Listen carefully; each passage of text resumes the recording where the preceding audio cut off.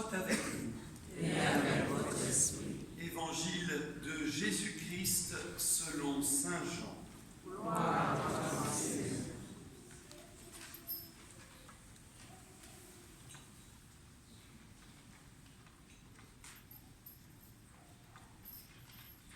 En ce temps-là, Jésus se manifesta encore aux disciples sur les bords de la mer de Tibériade, et voici comment.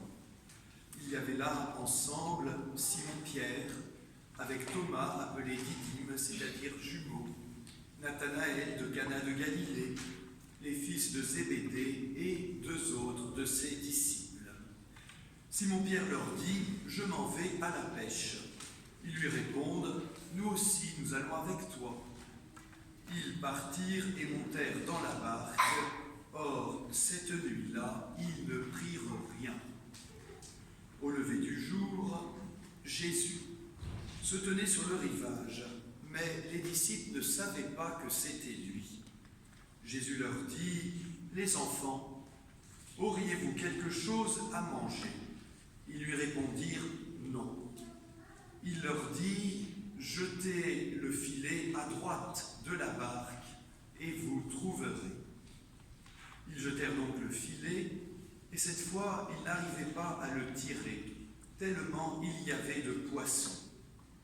Alors, le disciple que Jésus aimait dit à Pierre, « C'est le Seigneur. » Quand Simon-Pierre entendit que c'était le Seigneur, il passa un vêtement, car il n'avait rien sur lui, et il se jeta à l'eau. Les autres disciples arrivèrent en barque, traînant le filet plein de poissons. La terre n'était qu'à 100 mètres. Une fois descendus à terre, ils aperçoivent, disposé là, un feu de braise, avec du poisson posé dessus et du pain. Jésus leur dit, « Apportez donc de ces poissons que vous venez de prendre. » Simon-Pierre remonta et tira jusqu'à terre le filet plein de gros poissons. Il y en avait 153. Et malgré cette quantité, le filet ne s'était pas déchiré.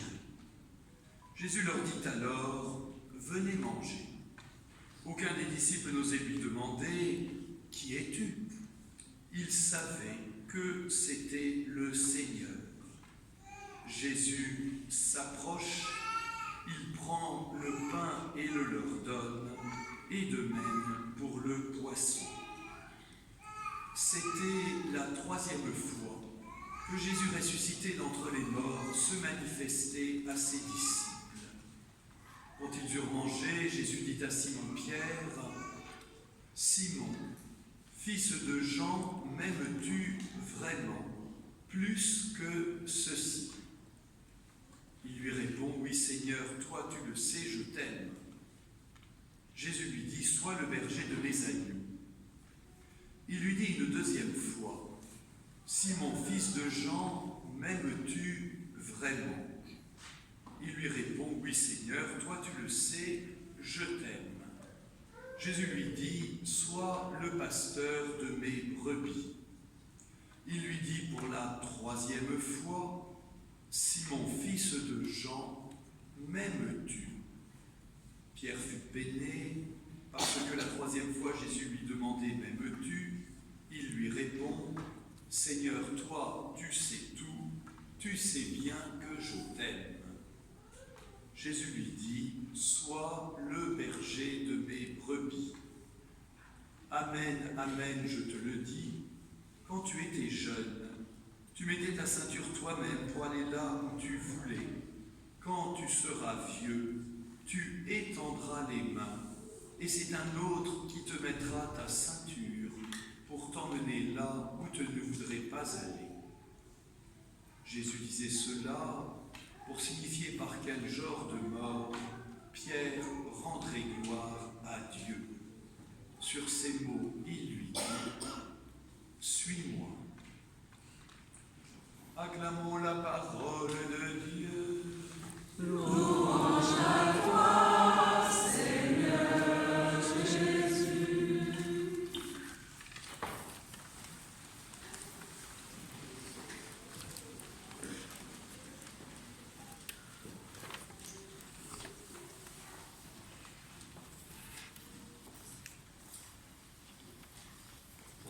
introduirai cet évangile en disant « Retour à la case départ ».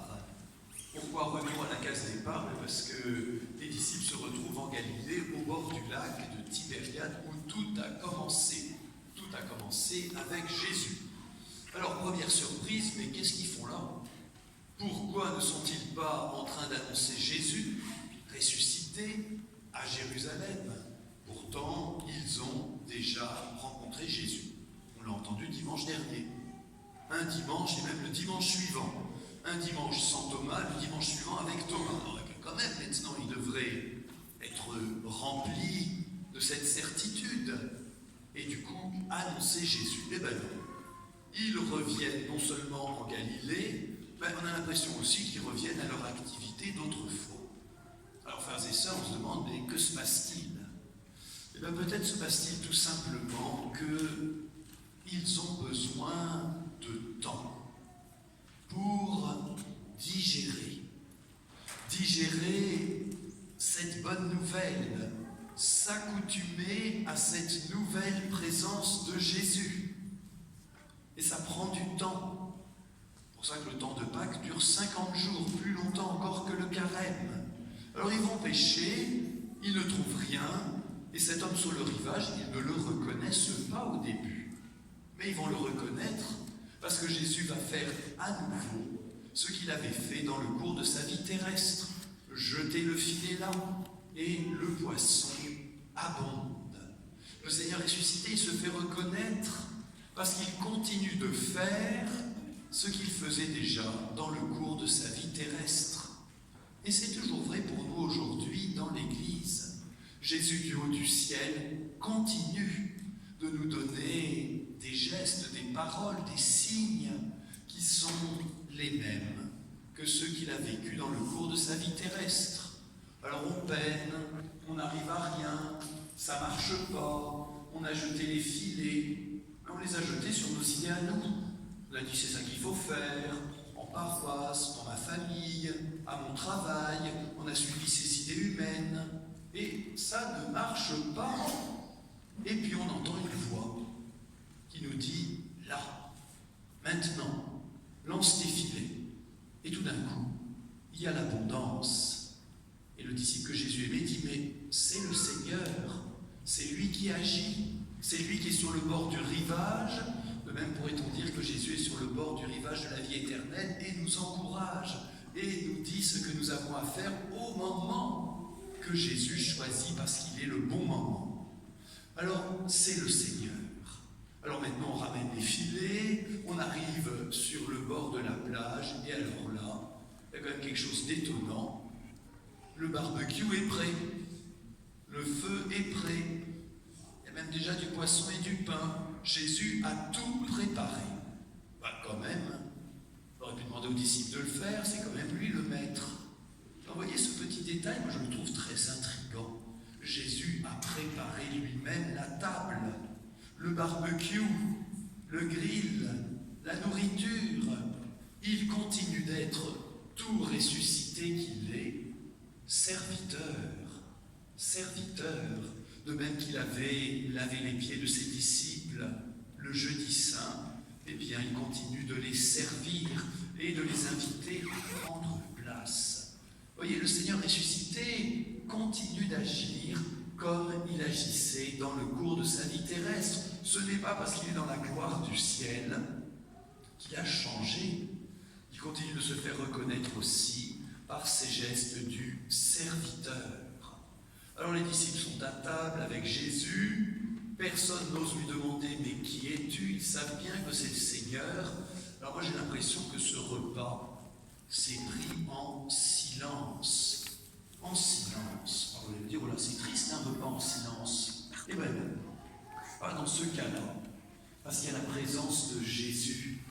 Et ce silence, d'une certaine manière, on pourrait dire que c'est le silence peut-être de la prière, c'est le silence de l'adoration, c'est le silence aussi tout simplement de l'intimité avec Jésus. Vous voyez, Jésus ressuscité, il n'est pas apparu à ses disciples là dans une grande lumière, mais dans l'intimité, le service, le silence partagé, que nous retrouvons, nous, aujourd'hui, chaque fois que nous faisons silence dans nos vies, peut-être dans notre chambre à la maison, peut-être dans une église, peut-être plus encore dans un temps d'adoration. On a cette présence de Jésus, on se tait, on arrête de lui raconter notre vie, on goûte cette intimité avec Jésus. Et c'est Jésus qui va maintenant prendre la parole. Alors il ne s'adresse pas à n'importe qui, il s'adresse à Simon-Pierre. Viens là, toi, moi, et toi Simon, j'ai quelque chose à te dire. Alors Simon-Pierre ne devait pas être très très rassuré. Il se dit, ça me rappelle des mauvais souvenirs. La dernière fois, j'avais trahi Jésus 3 fois. 3 fois. Eh bien, nous comprenons bien que Jésus le rétablit, non pas par le reproche, mais par l'amour. M'aimes-tu vraiment? M'aimes-tu plus que ceci? Et Simon-Pierre, par 3 fois, peut simplement ouvrir son cœur et y voir que malgré sa faute, malgré sa faiblesse, demeure cet amour pour le Seigneur Jésus. Mais il y a quand même quelque chose de curieux. 3 fois, mais ces 3 fois ne sont pas exactement les mêmes. Il y a marqué dans le texte français, c'est la traduction « m'aimes-tu vraiment ?» Mais en fait, dans le texte original, il y a 2 verbes différents. Les 2 premières fois, Jésus demande à Simon-Pierre « m'aimes-tu » de cet amour de respect, de cet amour de fraternité. Et en grec, c'est le verbe « agapé ». M'aimes-tu de cet amour agapé? C'est le mot qu'on utilise, par exemple, quand on dit « tu aimeras le Seigneur ton Dieu », amour de respect. Tu aimeras ton prochain comme toi-même, amour fraternel. C'est l'amour que Jésus nous a commandé. Tu aimeras le Seigneur ton Dieu, tu aimeras ton prochain comme toi-même. Est-ce que toi, Simon-Pierre, tu m'aimes de cet amour de respect qui est dû à ton Maître et Seigneur? Oui. Je t'aime de cet amour de respect, je t'aime de cet amour fraternel qui crée aussi la communauté chrétienne. Très bien. Mais il y a une 3e question. Ce qui vient en 3e, c'est toujours le plus important. M'aimes-tu non plus d'un amour agapé, mais en grec, philein, c'est l'amour d'amitié. Est-ce que tu m'aimes comme un ami aime son meilleur ami? Est-ce que tu m'aimes de cet amour qui est maintenant pas seulement un amour de respect, d'un inférieur pour son supérieur, ou d'un amour communautaire qui est dû à tout le monde en général, mais est-ce que tu m'aimes de cet amour personnel, de cet amour intime, de cet amour du cœur à cœur d'un ami pour un ami? Et bien vous voyez, frères et sœurs, cette 3e étape de l'amour, cette dernière question de Jésus, elle est la clé de tout. Parce que avant de passer de ce monde à celui de son Père, Jésus nous a laissé cette parole. Désormais, je ne vous appelle plus serviteurs, je vous appelle mes amis. Et je vous offre cet amour d'amitié. Et je vous demande aussi, est-ce que tu m'aimes de cet amour intime, de cet amour d'amitié, de cet amour personnel?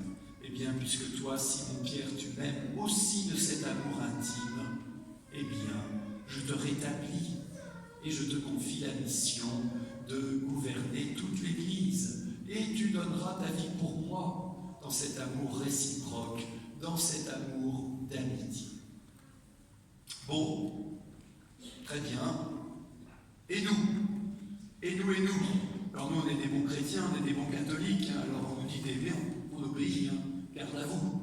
Voilà, on aime, il faut aimer. Mais ça, c'est l'amour dont j'ai parlé en premier, c'est l'amour dont Jésus a parlé en premier, c'est l'amour de respect, c'est l'amour de bienveillance, c'est l'amour de fraternité, c'est l'amour que nous devons à tous, même à nos ennemis. Tu aimeras ton ennemi, c'est-à-dire tu le respecteras, même s'il t'a fait du mal, et tu chercheras à répondre par la bienveillance à sa malveillance.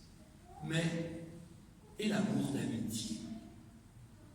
Quand Jésus me demande « Et toi, Franck, est-ce que tu m'aimes de cet amour d'amitié, de cet amour d'intimité, de cet amour personnel. Alors je pourrais tenter de dire, mais Seigneur, tu es trop grand pour moi, tu es Dieu, tu es au ciel, tu es mon maître. Mais Jésus me répond, je suis ton maître, mais je suis aussi ton frère et ton ami. Je suis Dieu, mais je suis aussi homme, vrai Dieu et vrai homme. Frères et sœurs, Jésus ressuscité est toujours vrai Dieu et vrai homme. Il est toujours et notre maître et notre frère. Si nous ne regardons en Jésus que le maître, le Dieu et le Seigneur, sans regarder l'ami et le frère, on coupe Jésus en deux. On coupe Jésus en deux. Et on se trompe lourdement, parce que le Seigneur veut nous rejoindre dans cette amitié qui nous est offerte. Et c'est seulement là que nous serons vraiment chrétiens. C'est seulement là que nous serons vraiment chrétiens. Dans toutes les religions, il y a le respect de Dieu. Dans toutes les religions, d'une manière ou d'une autre, il y a une forme de commandement d'amour. Mais il n'y a que avec Jésus, il n'y a que dans la religion chrétienne, il n'y a que dans la foi chrétienne qu'il y a cette intimité, cette proposition d'un amour d'amitié qui attend notre réponse. Alors aujourd'hui, dans cette première communion que va vivre Étienne dans quelques instants, il y a cette intimité. Il y a cette proposition d'un amour d'amitié à laquelle tu réponds en recevant Jésus, en l'accueillant en toi et en disant « Amen Seigneur, je t'accueille comme mon maître, mon Seigneur, mon Dieu et mon frère et mon ami », car c'est bien ce que Jésus nous propose à chacun d'entre nous. Amen.